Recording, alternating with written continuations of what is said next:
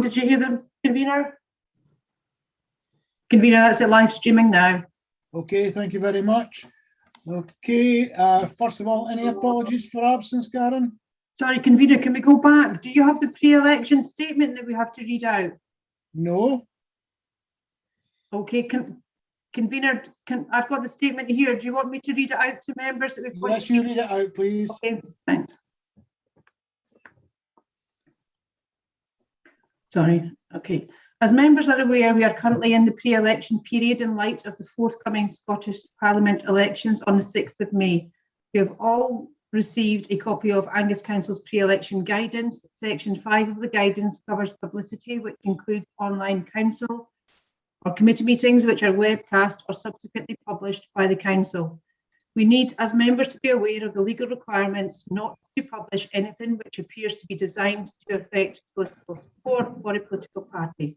The legislation makes it clear that the timing and circumstances of publicity is a key factor in deciding if it is a political party, which is why there is greater sensitivity during the pre-election period.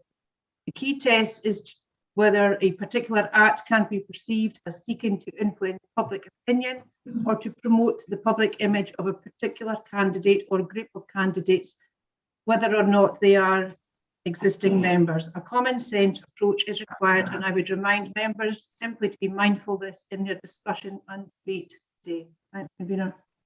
Thank you, Karen. Okay, are there any apologies or substitutions? No apologies intimated, convener. Thank you. Are there any declarations of interest? No declarations of interest? I have one.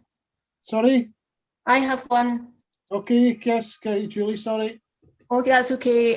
It's just my usual under item 4, unelected member on the Angus IJB, which has a specific exclusion. So I'll stay in and discuss anything and vote if required.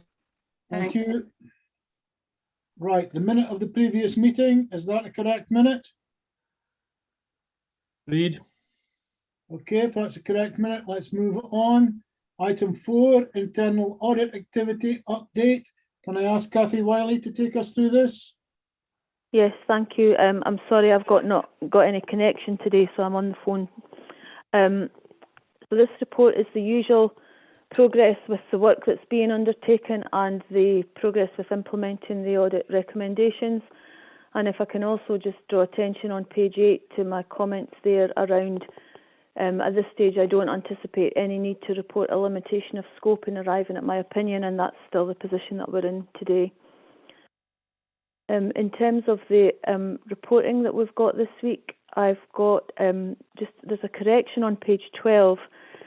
The COVID-19 governance use of delegated powers line, the assurance level is comprehensive, but the green segments there, 2 of those should be yellow, and that will be corrected for the next report that comes to the June meeting.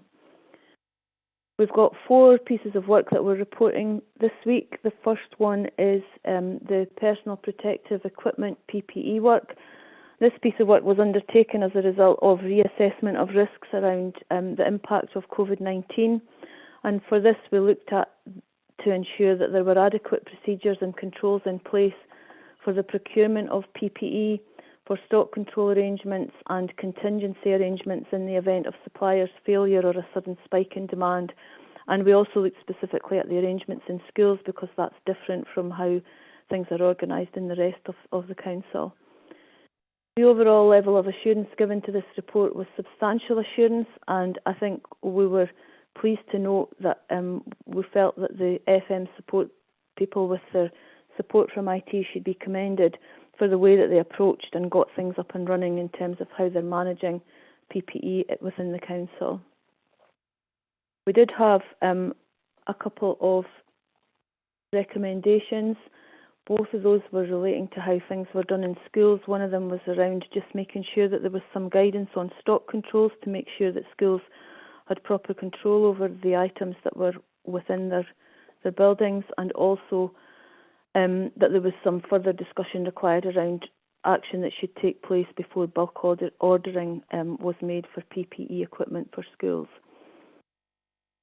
The next piece of work on the Strategic Framework Business Fund Counter Fraud Review. This piece of work was undertaken following identification by the team that were making awards of 3 applications that they felt might be fraudulent.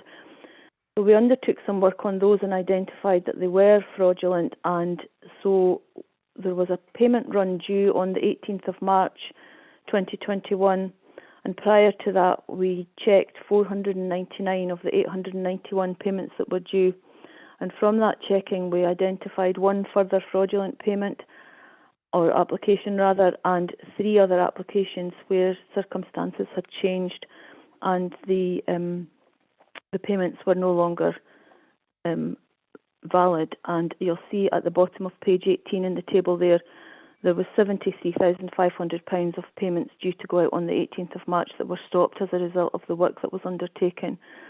But what I also think is that this exercise served to offer reassurance that although there is some fraud present in these schemes, that the level of fraud is at the lower end of the scale. We have actually undertaken some further testing since this piece of work was completed, and we haven't identified any further fraudulent activity. The next item is the Pupil Equity Fund, and you'll recall that this has been subject to a bit of discussion in previous meetings, and some councillors were keen to see this piece of work completed, so I'm glad I'm able to bring that to you today. The key controls that we looked at here were about making sure that there were effective procedures in place to meet the national guidance and reporting requirements, and that included new guidance that was issued fairly recently in May 2020.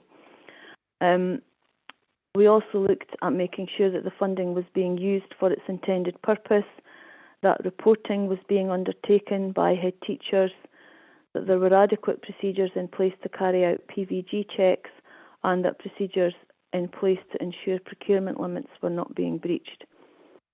We looked at a sample of 10 schools and checked all of these areas within those 10 schools. The overall level of assurance that was given for this is substantial assurance. There were a number of good practice areas that were identified. These are on page 21, and I just would like to comment in terms of the work that was undertaken at Brecon High School in terms of their consultation and reporting was really good practice and would be good to be shared with other people. We did make 4 recommendations from this report. The first one was around just making sure that there was sufficient understanding of the procurement requirements. We didn't find any issues with the procurements that had taken place, but we did find that there was room to improve people's knowledge of what the requirements were. The other recommendations, again, we didn't identify any issues with the checking of PVG requirements, but we did feel that the recording of how those checks were being undertaken could be better presented to keep a better audit trail. And there were also a couple of recommendations around making sure that all schools are fully complying with the guidance in terms of consulting and reporting on their use of the funding. And the final piece of work that we're reporting is on IT security controls in response to COVID-19. And again, this was a piece of work undertaken specifically in response to the risks from COVID-19, and it was a consultancy piece of work that was a high-level review to consider the adequacy of the steps taken to enhance security of the Council's network in response to increased home working. We identified a number of areas within the Council that represented good practice in relation to the response to COVID, and overall the Council has adequate IT security controls in place to minimise the risks associated with substantial levels of home working. Because this was a consultancy piece of work, it doesn't have the usual substantial or comprehensive assessment of assurance, but I think I know it's an audit word, but adequate means that it's fine. And there were a number of issues that were further discussed with management where there could be further controls enhanced, and these primarily related to policy, procedural and behavioural matters. And the final area that we're reporting in here today is the progress with the implementation of recommendations. I just have a couple of observations to make around these.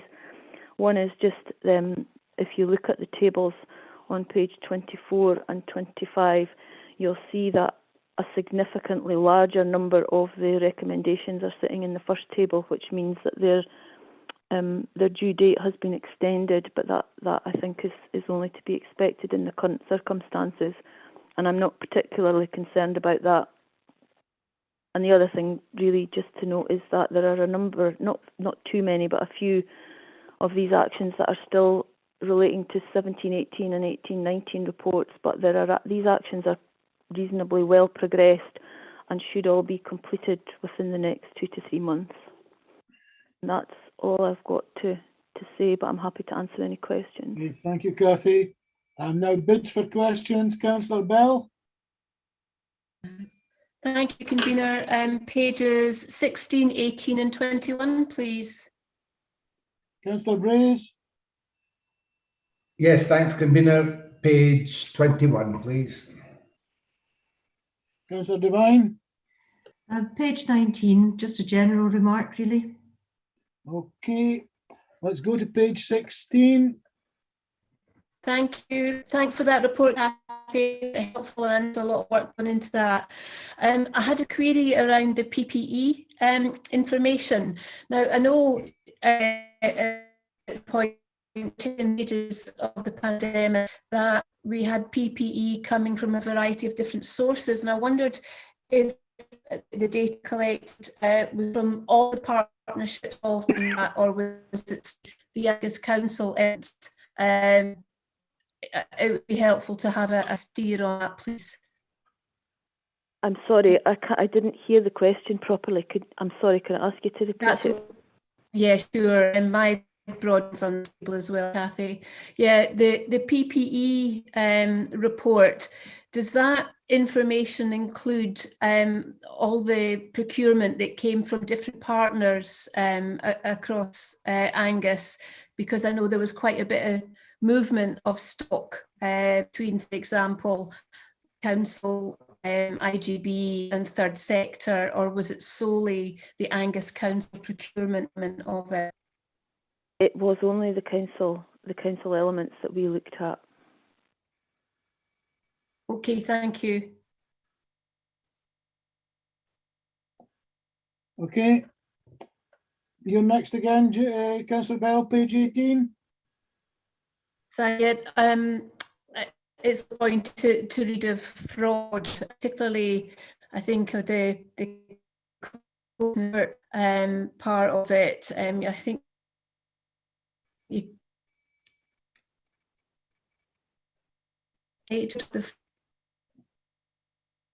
do we know yet how many of those have actually resulted in charges being pressed? I'll paraphrase that back. Councillor Bell was kind enough to send me her questions earlier because she's been having broadband problems. Her question on page 18 was on the fraud.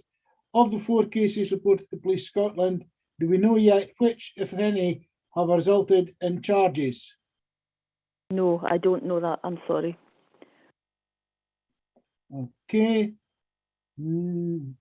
Next one is, it's you again, Councillor Bell, page 21. No.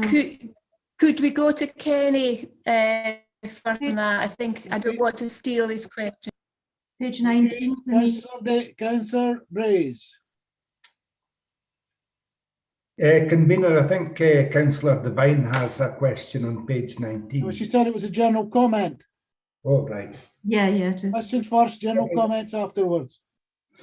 Right, thank you. Yes, I noted that Ms Wiley mentioned Brecon High School in her report on the pupil equity funding, and indeed it's mentioned in the papers.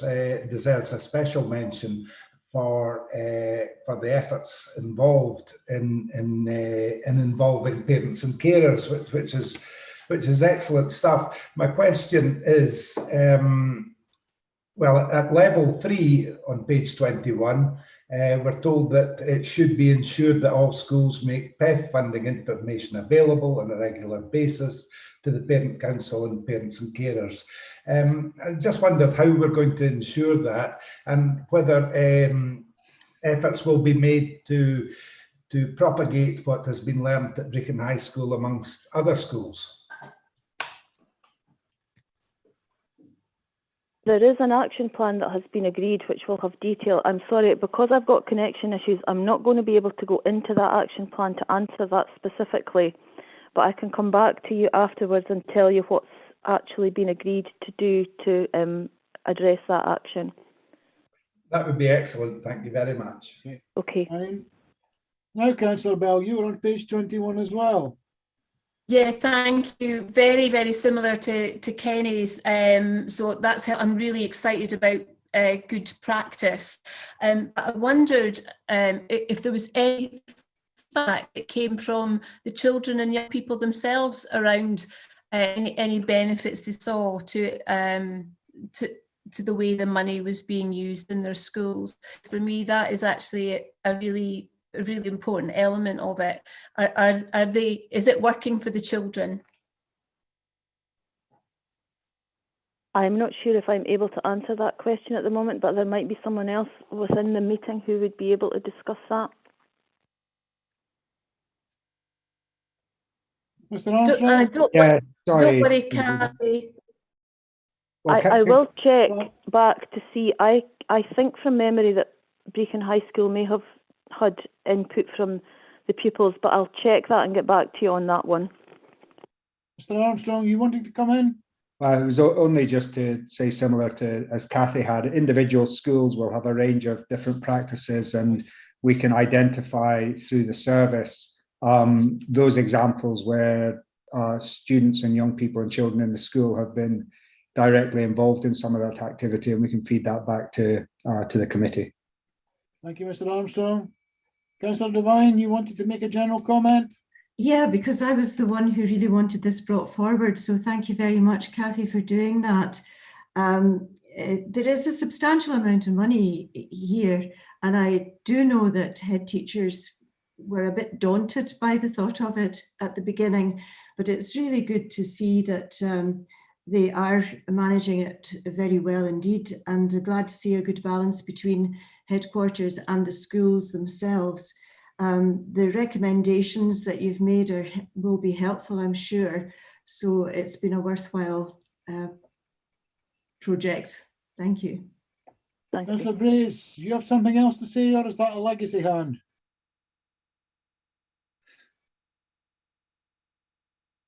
Okay, is there anyone else wants to comment on item 4? Right, if not, can we agree the recommendations?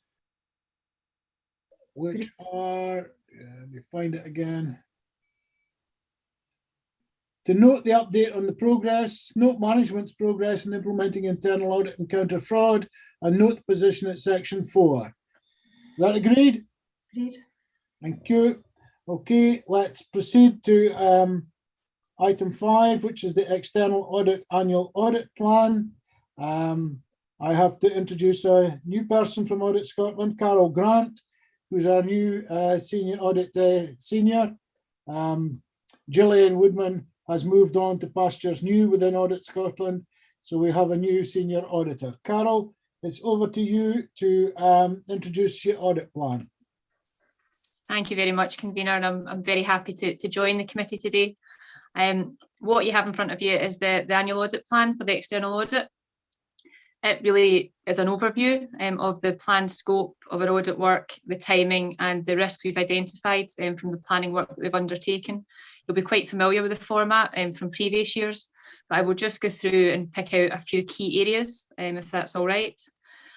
Just to say at paragraph 3 and 4, we talk about the impact of the pandemic, and just reiterate the important role that public audit will have in relation to the recovery and renewal of public services, but also the pragmatic and flexible approach that we are taking, and we are working with audited bodies in a number of cases to enable us to respond to emerging risks, but also to deliver the audit work that you will know and expect from prior to the pandemic.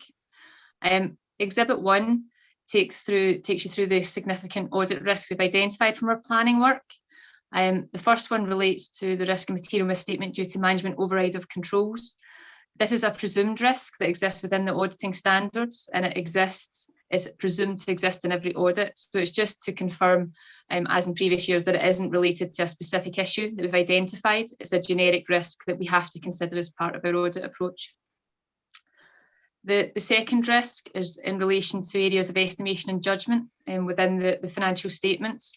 The nature of these account areas where there is subjectivity in their measurement means that there is an increased risk of misstatement, and they are therefore a specific area that we focus on as part of our audit work. What we've identified here is particularly non-current assets and pensions due to the level of subjectivity in the valuation of these material account areas. Item 3 picks up specifically on non-current assets and in relation to some of the audit issues that were reported to you last year, and just our ongoing work to ensure they have been addressed in relation to the financial statements that will be presented for 2020-21. The fourth item relates to the new disclosure requirements due to COVID-19 funding. There is still, to be honest, a lack of clarity in relation to what the expectation is around some of these disclosures, and therefore they're a risk to the audit, and also we're in close discussion with finance officers in relation to what the requirements are and ensuring that is met, but that remains a risk for our audit. That is all the financial statements risks. We also, as you know, as part of the public sector audit model, consider wider dimension areas. So number 5 just picks up on financial sustainability, the identified funding gap in the medium-term budget strategy, and also the impact again of the pandemic and what that will mean for finances moving forwards. And finally, just in relation to the COVID-19 grant schemes that the Council has been administering, and considering the governance and controls, obviously linked to the internal audit update earlier, just due to the pace of establishing some of these schemes, we will be thinking about the governance arrangements and controls that are in place, and as internal audit mentioned, some of the kind of fraud arrangements in terms of the preventative and detective measures that are in place. Just in paragraphs 7 and 8, we just note as an ISA requirement that we have rebutted the presumed risk of fraud in income and expenditure, largely due to the extent of income and expenditure that is received and issued between other public sector bodies and the Council, and wider work that we do in relation to the National Fraud Initiative and taking account of counter fraud service outcomes. We will direct our audit testing to areas where we don't feel we have as strong an assurance in relation to the fraud arrangements, but we don't believe that it's a risk of material misstatement for your accounts. A couple of other things just to pick up. We recognise the kind of ongoing challenges for management and for ourselves in relation to responding to the pandemic, and Exhibit 2 picks up the planned dates in relation to the signing off of the annual accounts. We're looking at the end of October for this year. We then say a little bit about the charitable trusts, and just we note that there are no specific risks to draw to your attention for the Angus Council Charitable Trust or the Robert and William Strang mortification. Paragraph 16 highlights the audit fee for the Council this year. It is £260,930, an increase of about 4% from the prior year. The majority of that is the increase that's experienced across all public bodies. The audit fee is largely set centrally for each body. There is an additional element that we have included due to the additional work that we have to do in relation to our work on the housing benefit subsidy claim. But I'm happy to go into that in more detail if any members are interested. The next section just picks up on the responsibilities of the key parties involved in the audit, yourselves as the Scrutiny Audit Committee, management, and yourselves as appointed auditors. We then move into the audit scope and timing. A lot of this is consistent from previous years, so I'm not going to go into it in much detail, but our audit focuses on the financial statements and also what's called the statutory other information in the annual accounts, so the narrative sections, and we will provide an opinion to yourselves in relation to the work that we do. Exhibit 3 highlights the materiality that we'll be working to, and paragraph 29 also notes what they will be for the charitable trusts that the council has. Exhibit 4 is the timetable, and you will notice that there are a few areas where we have still to confirm the date, and again that is just due to the kind of flexibility and the ongoing uncertainty in terms of a few areas, but we're working closely with finance staff, and also we will keep you updated in future meetings in relation to that. Exhibit 5 highlights the wider audit dimensions that I mentioned. I'm not proposing to go into any detail in relation to the wider audit dimensions. We haven't flagged additional risks other than those that I've already mentioned, but it was just, I suppose, important to note that this work really flows in to the best value assurance report that we will be commencing towards the end of this year, and just the future engagement that we'll be having with yourselves and wider within the council to support that best value work, and that will be ongoing over the next year to 18 months as we kick that off. Finally, just at the end, I was just keen to confirm that we have considered the independence and objectivity of the audit team, and we have no issues or relationships that we would like to draw your attention to. And also to confirm that we welcome feedback in any time in relation to the quality of the audit, and just to give an open offer to the committee if there's anything they would wish to draw to my attention or speak to me about, that I'm always available. And with that, I would be happy to take any questions. Okay, bids for questions. Councillor Duff. Thanks, Convener. It's really just a general question, not on a specific page. Okay, anyone got questions? Councillor Braze? Yes, a question on page 35. Councillor Bell, questions? It's a general question. General question. Okay, we'll take Councillor Braze first on page 35. Yes, thanks, Convener. It is regarding the audit fee. It's an increase of £11,100 approximately, which, even with the extra work to be done, well, I don't know how much extra work's to be done, but £11,100 buys quite a lot of hours of time, even with well qualified and quite highly paid staff.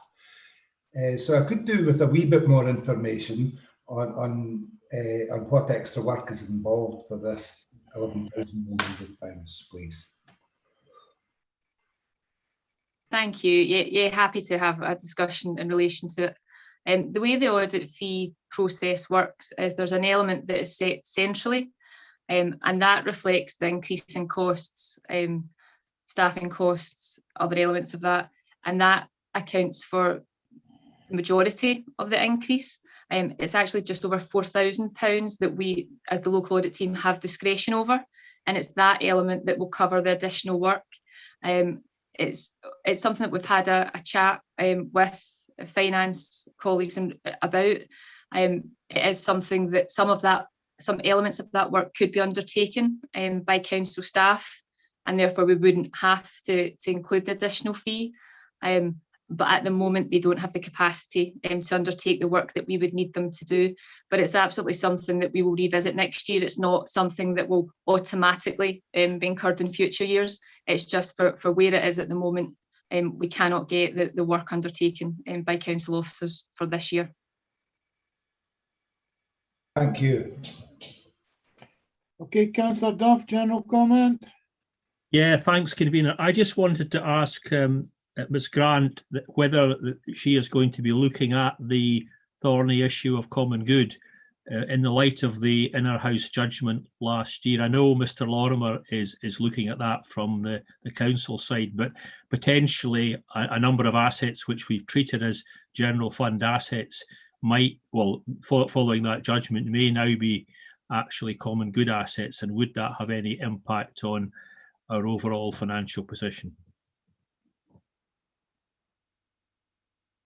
So absolutely, that will form part of our audit work. It will be a core part of the audit work that we'll be doing, and will feature in our future reporting if we identify any issues that we want to draw to your attention. That's grand, thank you. Councillor Bell, general comment? General question, thank you. Thanks, Carol, it's good to see you again. We had a very good conversation at the IGB Audit Committee about risk appetite last week, and we have our self-assessment coming up this week for this committee, and I just wondered if you felt that that's an area that worthy of a deeper dive for Scrutiny Audit for the council activity. It's a bit cheeky, I know.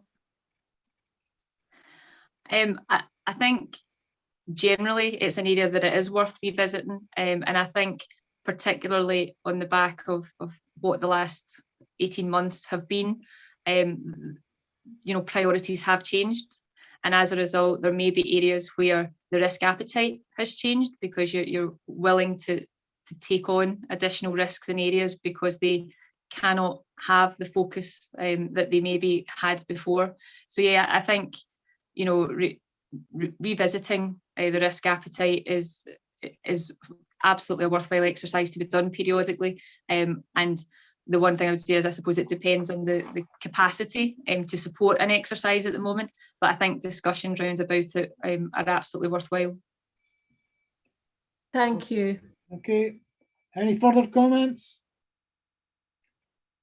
We're asked to review the proposed annual audit plan and provide any commentary. I think we've had all the comments.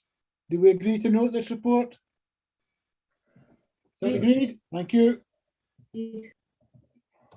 Okay, let's move on to item 5, which are the reports relevant to the work of the Scrutiny and Audit Committee. Can I ask Cathy Wiley to speak to this, please? Yes, thank you. This is, as you say, the reports that are relevant to the remit items for the Scrutiny and Audit Committee, and it's just a list of reports that have gone from the end of October up to the 31st of March, either to the Council or other committees of the Council, or to the IGB and its Audit Committee, or to TASI contracts meetings. And it's really just to see if there's anything in there that you would like to have further information on, or if that's sufficient. Okay, anyone got any questions? Right, if there are no questions, I've looked through the list of reports. I don't see anything that we have to take further in the Scrutiny and Audit Committee. Does anyone have any one of these reports they want to dig into further? No. Nobody? Right, in that case, the recommendations are to review the reports. I take it we've all done that. And the determination is that none of the reports should be subject of a more detailed discussion by this committee. Is that agreed? Agreed. Thank you. Next one is item 7 on the potholes in our growth, and that is page 53. Can I ask for comment on this one? Anyone got any comments they want to make? Councillor Whiteside, I could barely see your hand up there against your background. Thanks, convener. Yeah, I have a comment on this one. I just wanted to say that I actually had a lot of sympathy for the petitioner. We've all come across some problems in the roads, I'm sure. But in fact, just a reminder that that's why the opposition group in their alternative budget acknowledged this and made provision on an ongoing basis for an increase in core road maintenance. This was unfortunately voted down. Now, I know that the administration pulled a rabbit out of a hat at the last minute and included some funding for core road maintenance, but this unfortunately was from reserves on a one-off basis. So, which is unfortunate, because like I say, I think we can all acknowledge the work that's required on our roads, notwithstanding the excellent work that the roads team do within the means that they have. Thank you, Councillor Whiteside.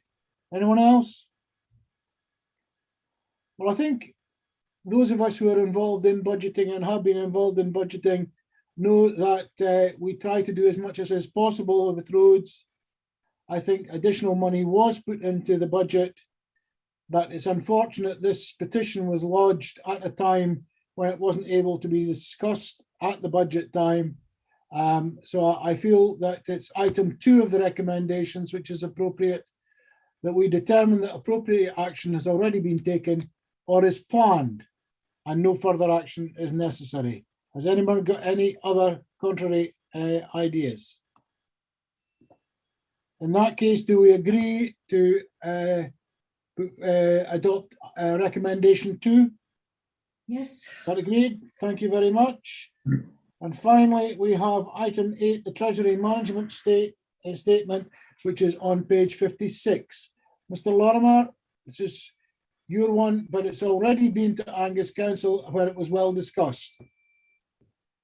Yeah, thank you, convener, and good afternoon to members of the committee. Quite a technical report, this one, but hopefully the training that was provided back in November has been helpful to members in considering this report. It's really just the standard annual strategy report that we bring forward around about this time every year. It's very similar to previous years. We're not proposing any real changes to the borrowing strategy or our approach to permitted investments. Really nothing within that to draw members' attention to. Specifically, we'll continue to try and borrow if we need to borrow at the best times. That's obviously a judgment, and that will be based on our cash position as well as the prospects for interest rates. You might have picked up within the report, the expectation at the moment at least is for a fairly steady level of interest rates into the future, and at historically low levels for some years yet. Obviously that's potentially going to change, but that's the projection at the moment. And in terms of our investments, we'll continue to seek a return. You might have picked up again within the report, the returns we're expecting are well down on previous years. That's really just market forces, market circumstances because of very, very low interest rates. So that's what we're going to do there. We've mentioned in the background a couple of important changes around the policy for repayment of loans fund advances. We've mentioned a little bit about PWLB, Public Works Loans Board lending, and the terms of that changing. Doesn't really have much of an effect on us, but it does mean there are a few other requirements we need to comply with when we do borrow.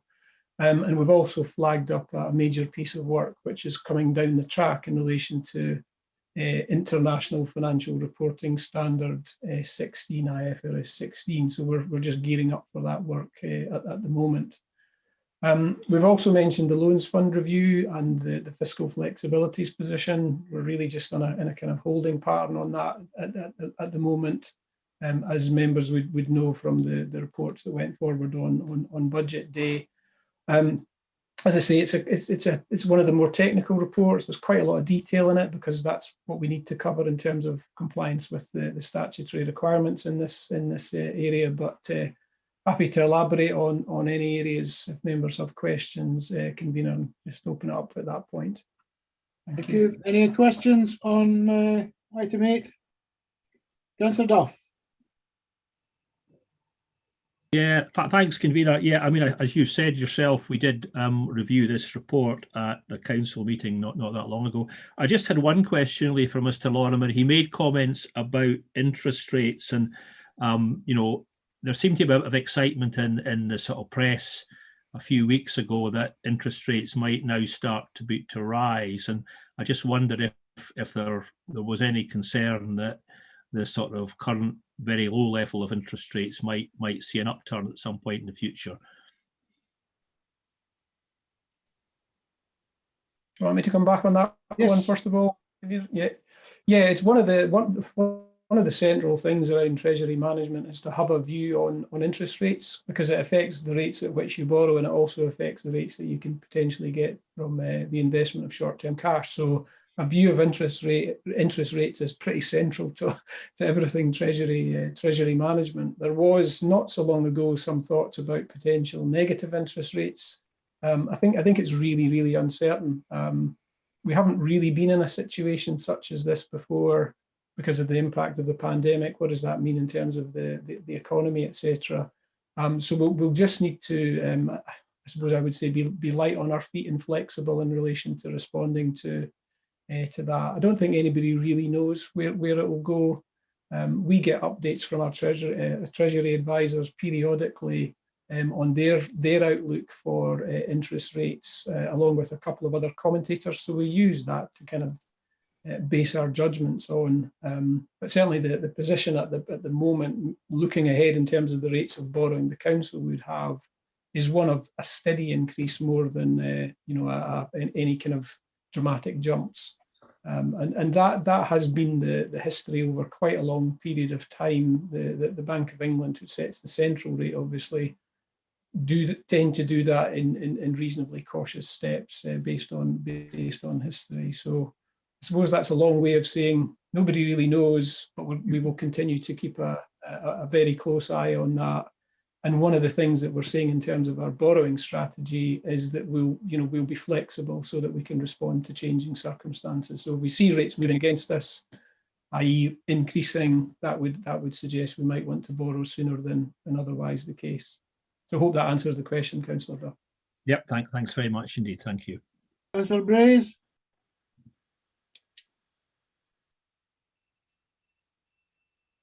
Yes, thanks, convener. Yes, it was just I wanted to ask Mr. Lorimer what his thoughts were on page 68, the LIBOR 6-month rate currently negative 0.08%. Is that just a sort of freak thing that'll soon be back into a positive rate, or could it hang about there? I don't suppose he really knows either. Thanks. Yeah, thank you, convener. Yeah, it is a very unusual set of circumstances. How long that will continue for really is anybody's guess, based on current circumstances.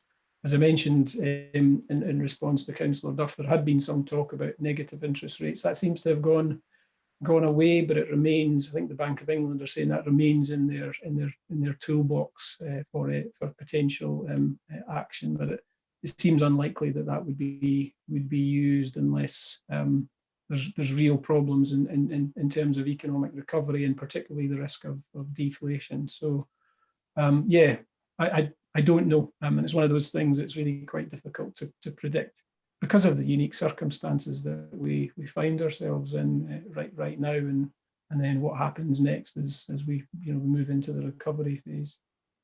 Okay, thanks, Ian. Right, any further questions or comments?